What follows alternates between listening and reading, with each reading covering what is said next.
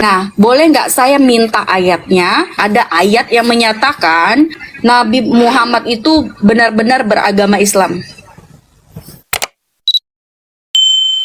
Shalom saudaraku yang dikasihi Tuhan, salam sejahtera bagi kita semua. Kembali bersama saya dalam channel VB Official. Pertama-tama saya ucapkan terima kasih banyak bagi teman-teman yang senantiasa mendukung channel ini melalui like, komen, dan subscribe. Dan bagi teman-teman yang baru pertama kali mampir di channel ini, jangan lupa tinggalkan jejaknya melalui jempolnya dan juga subscribe, supaya teman-teman terus mendapatkan video-video terupdate dari channel ini. Teman-teman dan saudaraku, doa dan harapan saya Tuhan Yesus senantiasa memberkati teman-teman dan saudara sekalian. Dan kali ini kita kembali menyaksikan diskusi lintas agama. Kali ini teman-teman dan saudara sekalian, satu pertanyaan yang sangat mendasar dan fundamental yang ditanyakan oleh seorang penanya dari pihak sebelah. Namun apa yang terjadi teman-teman dan saudara sekalian, dari pertanyaan yang sangat simpel dan sederhana yang mudah dijawab justru menjadi pertanyaan yang tersulit dijawab oleh Ustadz Suma, di mana pertanyaan ini membuat Ustadz Suma kebingungan dan bahkan tidak menyentuh pertanyaan sama sekali. Dan akhirnya ia larinya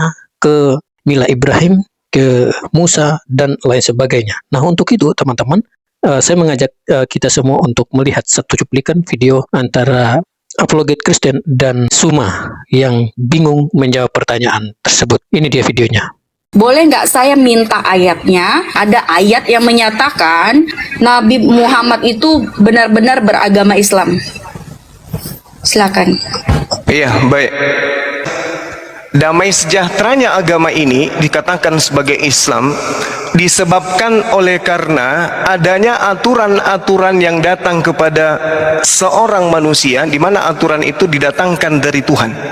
Maka ketika aturan itu datang kepadanya, lalu kemudian dia taat kepada aturan itu, maka dia adalah orang yang menjalankan Islam dan dirinya sendiri disebut Muslim. Tolak ukurnya adalah ketika kemudian Al-Quranul Karim menjelaskan di dalam surah Al-Baqarah, "Wa may yarghabu an millata Ibrahim illa man safiha nafsah." Dan orang yang membenci ajaran Ibrahim hanyalah orang yang memperbodoh dirinya sendiri. Baginda Rasulullah Muhammad SAW tidak pernah melakukan pembencian terhadap, kata Allah, kami telah. Suma tidak paham maksud dari pertanyaan. Yang ditanyakan adalah ada nggak ayat yang mengkonfirmasi, yang memvalidasi tentang kenabian Muhammad. Sebenarnya itu aja yang ditanyakan oleh penanya ini. Namun Suma panjang kali lebar, entah kemana ngalor ngidul dan tidak memahami isi pertanyaan yang sangat simpel dan sederhana.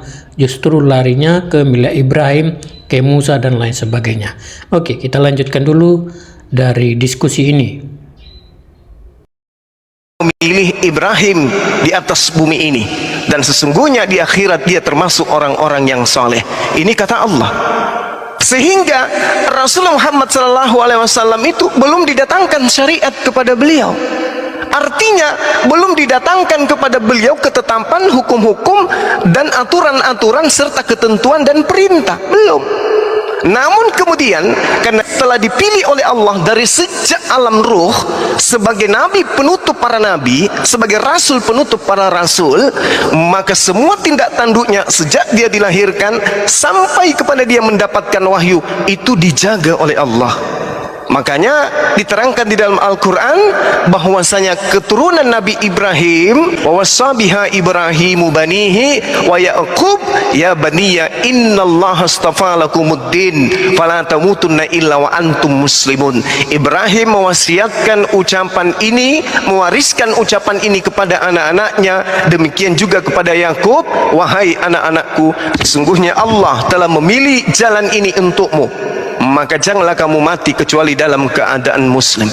Baginda Rasulullah Muhammad SAW selalu berpasrah diri kepada pencipta langit dan bumi dengan tidak melakukan kemaksiatan semenjak ia hidup. Demikian. Oke, mereka benar-benar dalam kesesatan yang nyata di situ dikatakan. Nah, di sini agamanya belum ada saya dapat, Bang. Mila Abraham artinya ajaran yang diajarkan oleh nenek moyang beliau. Ajaran-ajarannya itu kok menyimpang gitu di dalam kebaikan gitu, seperti pernikahan atau peperangan atau segala macam. Nah, itu gimana, Bang?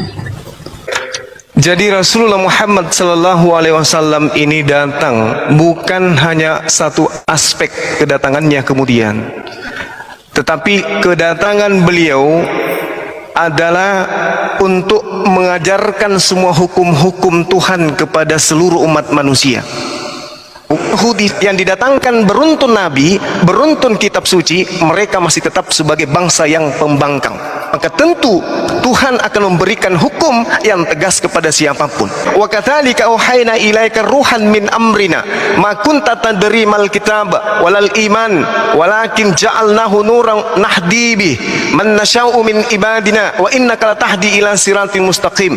Dan Allah kemudian mewahyukan Al-Qur'an kepada baginda Rasulullah Muhammad sallallahu alaihi wasallam. Beliau sebelumnya kata Allah, engkau tidak mengetahui apa itu kitab, apa itu kitab suci, apa itu iman, tetapi kami jadikan Al-Quran yang kami wahyukan kepadamu itu sebagai cahaya.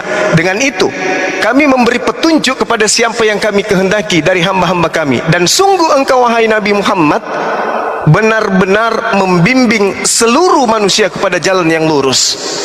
Untuk membimbing manusia pelaku kemaksiatan tentu dibutuhkan kemudian ketegasan.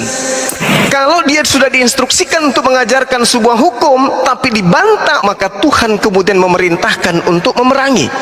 Itu jelas itu.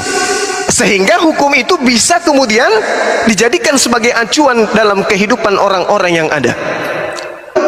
Meskipun ada kesamaan seperti Nabi Musa diperintahkan menegakkan hukum Taurat, barang siapa yang membantah diperintahkan membunuh. Contoh, siapa yang tidak mau bersunat maka bunuhlah, siapa yang tidak menguduskan hari Sabat maka bunuhlah. Itu perintah. Maka memang utusan Tuhan yang adalah Nabi harus tegas demi untuk mengukuhkan hukum-hukum Tuhan ini.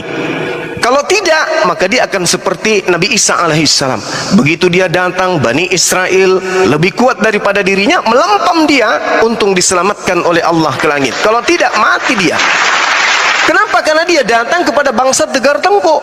Baginda Rasulullah Muhammad SAW dengan seperangkat materi-materi pengajaran sebagai petunjuk kepada seluruh umat manusia, tentu beliau bersama dengan Allah, bersama dengan sahabat-sahabatnya mampu menaklukkan sejazirah Arab. Itu adalah pekerjaan yang sangat sulit, sehingga yang terjadi kemudian terjadi peperangan dan peperangan. Makanya di dalam Al-Quranul Karim dijelaskan bahwasanya Rasulullah itu diutus untuk menegakkan kemudian hukum di atas muka bumi. Nah, sedangkan manusia ini adalah pembangkang. Untuk ditegakkan, maka perlu kemudian apa yang terjadi yang pernah dilakukan oleh Nabi Musa kepada bangsa-bangsa tegar tengkuk. Karena dia adalah Nabi yang sama seperti Musa. Seperti itu. Oke, baik teman-teman dan saudara sekalian, kali ini mari kita berikan tanggapan dan menyimpulkan hasil dari diskusi ini, di mana Suma tidak bisa menjawab pertanyaan yang ditanyakan oleh si penanya. Yang pertama, Suma tidak menjawab pertanyaan yang disampaikan oleh si penanya tadi, yaitu ada nggak ayat Al-Quran yang menyatakan atau sebagai penegasan bahwa Muhammad beragama Islam. Itu yang pertama. Yang kedua, Suma mengatakan bahwa Nabi atau Muhammad sudah dipilih oleh Allah sejak masih ada dalam roh sebagai nabi penutup para nabi dan sebagai rasul penutup para rasul. Artinya Nabi Muhammad sudah ada sejak dalam kekekalan. Pertanyaannya, kalau dia sudah ada di atau kalau dia sudah dipilih sejak masih dalam roh atau dalam kekekalan, dengan kata lain, sebelum dia ada di dunia ini dia sudah dipilih. Maka timbul satu pertanyaan di sini, yaitu kalau dia sudah dipilih sejak dalam roh atau dalam kekekalan, kenapa Nabi Muhammad di usia kecilnya sampai dewasa menjadi orang kafir, sedangkan dia jadi nabi sudah usia dewasa?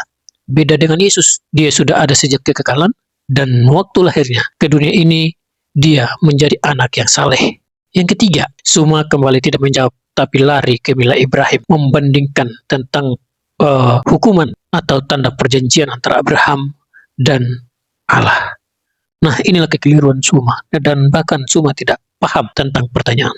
Oke teman-teman, mungkin ada yang memberikan tanggapan dan jawaban, silakan sampaikan dalam kolom komentar. Dan jangan lupa like, komen, dan subscribe channel ini supaya teman-teman mendapatkan video-video terbaru dari channel ini. Tuhan Yesus memberkati, shalom.